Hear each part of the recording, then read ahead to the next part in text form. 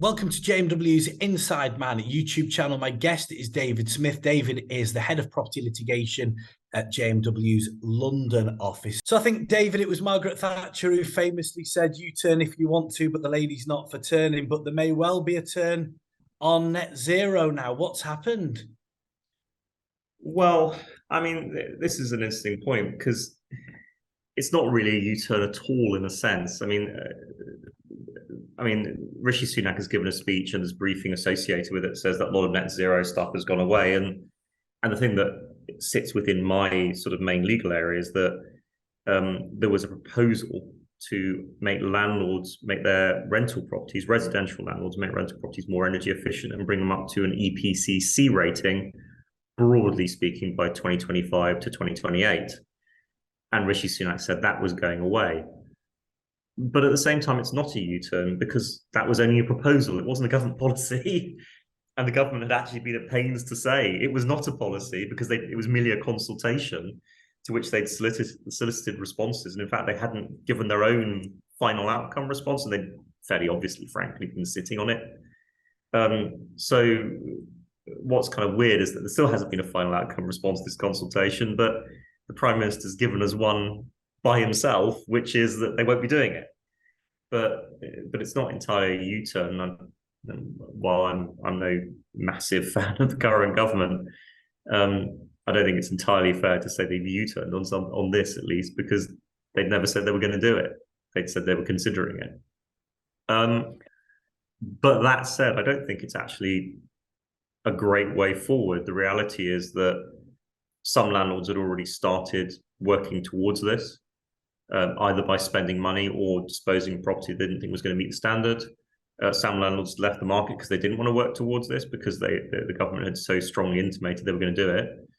And of course, it can't really go away. I mean, you can't just say, well, we don't need to make properties more energy efficient. All the Prime Minister says we don't need to do it right now because we're doing so well as against our net zero targets. But you're still going to have to do it eventually.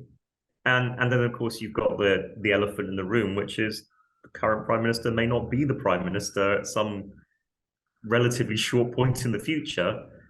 And certainly I'd be very surprised if a Labour government didn't take a very different view over residential property energy efficiency and push these targets straight back in pretty much as they were previously written. So it's not a very satisfactory position because what landlords need, like any business, is a relative degree of consistency about regulation. And the trouble at the moment is that they get told one thing and they start thinking about it, and then it goes away again, and then it might come back again, and it's not really a sensible way to operate a business, frankly, or indeed a country. And so where does it leave landlords? We're all striving for net zero. You say that these targets may well be implemented again by future governments. And of course, landlords themselves will want their buildings to be more energy efficient.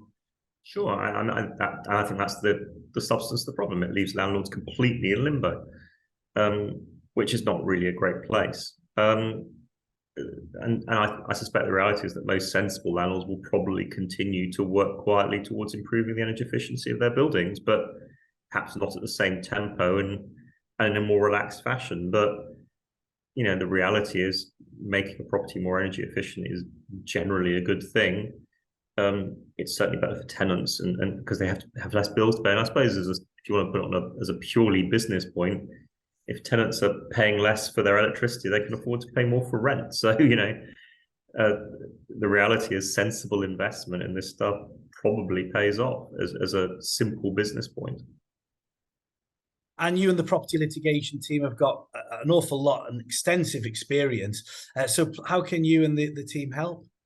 Yeah, well, I mean, we advise a lot of people about these obligations and EPCs, and we expect to continue to do so. And certainly we're keeping our finger on where the government is going with this, and we expect to be able to advise people as and when the government makes any decisions themselves.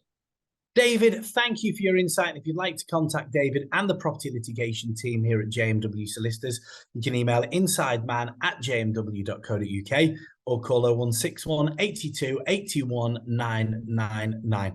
Please also subscribe to the JMW Inside Man YouTube channel for the latest legal news, hints and tips.